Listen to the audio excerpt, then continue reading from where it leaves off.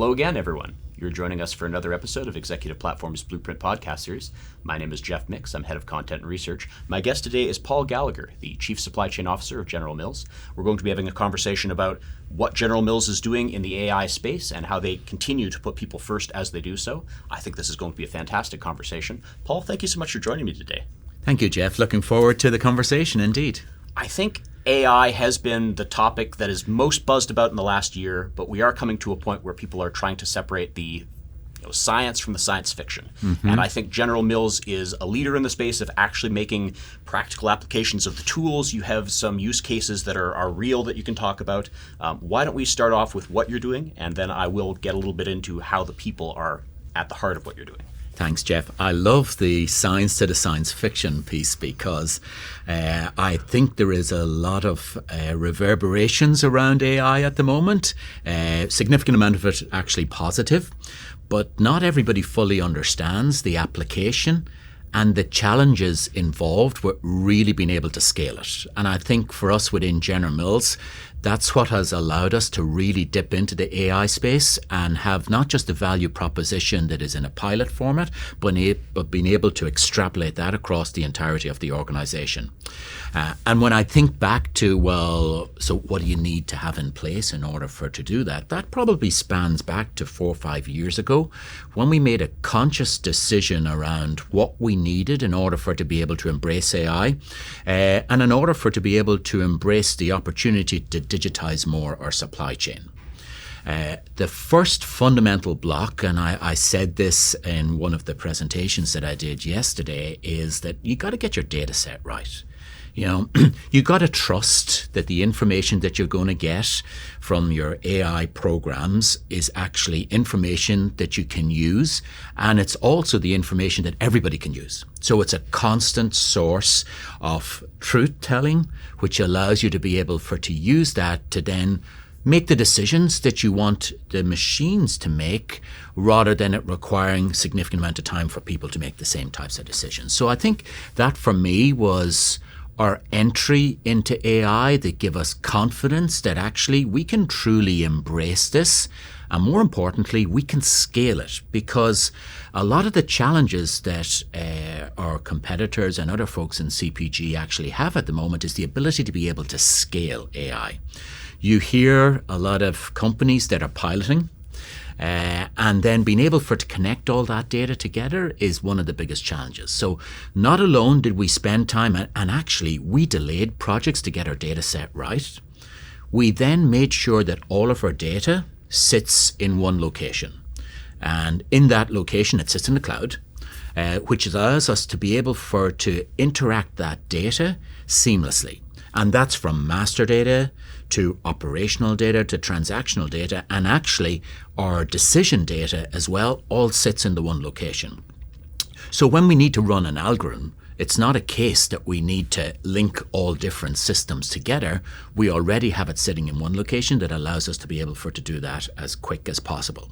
So what used to take us months to build capability and to run algorithms is now taking us days. And actually in some cases, because of the way that we're structured and we have a lot of our folks that sit in different time zones, we can actually run things overnight so that people have a request and then the following day they come back and the actual request has been delivered and the algorithm has been built.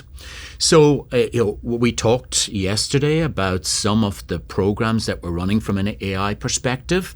We have one which we affectionately call Project ELF, which is end-to-end logistics flow, which allows us to be able to understand all of our movement and logistics within our North America business, which when you think about the amount of, we've got over 3,000 orders that we take on a daily basis. Out of those 3,000 orders, we've got 4,000 suppliers that are inputting materials into, on average, around about 1.2 million orders a year. We reckon that our deployers are making about 50 million decisions a year. So having an AI program that allows us to help us guide those decisions has brought us to a place whereby 80% of what the system is recommending is actually being embraced and automatically being done. So therefore, deployers are spending on a daily basis the 400 suggestions that come out of the AI program to be able to spend the time and the energy in that space rather than just doing what had been historically done, which was actually then pinpointing where the opportunity was, which takes time and isn't always the most effective and efficient and doesn't have all of the parameters to be able to make that decision. So we have truly embraced AI, and we do feel that it's driving value, and we know that it's actually on a daily basis driving tens of thousands of dollars for us. Well, fantastic. And I love that towards the end you were talking about how this is changing the way people work, because I think every time we talk about a new tool coming into an existing culture, and it was already a high-performing organization, this is about letting them do more. And maybe we could talk a little bit about the people part of all this, how it's impacting their day-to-day, and also how you're thinking in the long term, where is the culture going to go now that this is part of it, now that this is in the mix? Yeah, I think it's absolutely, we always say it, our people are our power. They are the ones that make the difference. We are blessed with phenomenal people within General Mills, and we have a highly engaged culture.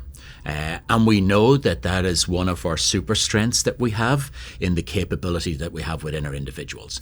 Releasing their potential to actually be working on things that are further out rather than the tyranny of the urgent, which catches us all, is ensuring that not just we're setting ourselves up for delivering what's required in the short term, but it's paving the path for us to be able to deliver more in the medium to long term.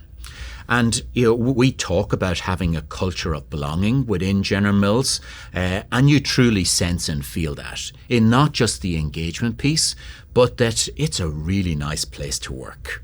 That doesn't mean to say that we don't have the tension that's required in order for it to move the agendas forward at the pace that we do, but now we're actually liberating people's time, which is the hardest commodity to be able to liberate, to actually focus on bigger and broader deliverables. So we talk about how we actually structure our business and how we get work done, and we talk about the run part of our business, the improve part of the business, and the transform part of the business. The run part of the business is our daily rhythm of performance, which we expect that things keep to moving in the way and the pace that they should. The improve part of the business is that how do we make change? How do we enable change to do things better and different? Some of those could be productivity, and we've got a healthy pipeline of productivity for the next few years. And then the transform piece are big audacious goals that we have in around projects, whether it be AI, whether it be quality, whether it be network, to actually drive the business forward. We're now seeing that our folks are spending more of their time in the improve and the transform space rather than in the run, which is where historically a lot of the time and energy has been spent. In addition, it's also allowing our folks to not just feel the value that they've added in the firefighting that was done historically, but now making incremental and substantial change in the trajectory of the business for the future, which in itself is liberating from a people perspective, because people feel that the value proposition, it's not historically episodic, which was firefighting and changing something. It is exponential, because what we're building from an AI perspective with liberating our people and the engagement that we have is actually having a sustainable exponential improvement. It's an incredible story, and I'm so pleased that General Mills has found this success, because I think there are a lot of organizations that are trapped in that pilot process, that are struggling to actually scale. What are some of the pieces of advice you might have for other supply chain leaders who are saying, I can't get this to work for us? Well, I said it yesterday and I'll repeat it again, is that the importance of your process and the importance of people, as much as the technology is exciting, and we're all excited about AI and all excited about Gen AI, but the reality is that it's a tool. And you've got to be able for to use the tool, and you've got to be able for to trust the tool. And the piece in around the process is, well, we've spent a significant amount of time building out our process rigor and process discipline, and more importantly, processing around how we get decisions done. And that has truly allowed us to be able to then move decisions fast through the system, in addition to understanding where and how to get decisions made quickly. Of course, you can only do that if you trust the information that is fulfilling your ability to make those decisions. And that was one of the keys, as I said earlier in the chat, was that ensuring that your information is accurate is absolutely paramount. And we spend a lot of time and energy making sure that we're staying on top of that, because that's where you got to trust. When I started on this journey with our colleagues 4.5 years ago, we had 12 different measures of measuring OTIF. And everybody's measure was the right measure. Now we've got one version of the truth. And that one version of the truth doesn't sit in somebody's Excel spreadsheet. It actually sits within the portal. So therefore, it is the information that is shared with everybody across the entirety of the organization, of which everybody has got access to. So we open source, and that people within the organization have access to all the information. So if I need excuse me, I can actually go from my level 6 that I call when I see my KPIs right down to level 1 to be able to track and understand if either thing is on track or ahead of plan, and then understand who's owning that, what's needed to drive it, and are they getting the support that they need in order to make the decisions as quick as possible. The other piece in around our process rigor and discipline, as we call our BPM processor, locally we call it CODPOD, which is Connected Operating Data pod, allows us to be able to escalate decisions quickly. So I have my meeting every Thursday where my level 6, if there's a decision that hasn't been made in the organization, can automatically get escalated to myself. So decisions don't take long to make. And that is liberating people then to focus in on the change that's required rather than trying to force to get a decision made. A couple of times now you said, we started 5 years ago, or when we started 4.5 years ago, and I look at the transformation that has already happened. It's incredible. I wonder if we could talk about 5 years from now or 10 years from now, because you're not done. Where is General Mills going to go with this movement? Well, definitely. We've been on a journey over the last number of years. I would, and it'd be wrong of me not to recognize that we've been around for over 150 years, so we're used to change. We're also used to being at the forefront of whether it be technology or capability, and that all happens because of the people that we have. That is our superpower. That is how we will continue to evolve, and who knows what the next 4 or 5 years will bring. But what I am absolutely confident about is that I've got a phenomenal team around me and with me to help and support me and ensure that I guide where appropriate and hopefully liberate as much as possible, because I think as leaders that's our key outcome that we want to do, is to ensure that when I talk to my folks, I talk about, as a leader, you're there to help and guide people, but more importantly, you're there to liberate them. And I'm very fortunate that I'm surrounded by excellent people that I know will guide us to where we need to be in the future. I do think that AI will play a part. I feel that there may be a leveling off of AI activity as people somewhat struggle to actually see where it can be exponentially driven across organizations. Thankfully, within General Mills, we've built the capability and the foundation and the bedrock to be able to exponentially grow that.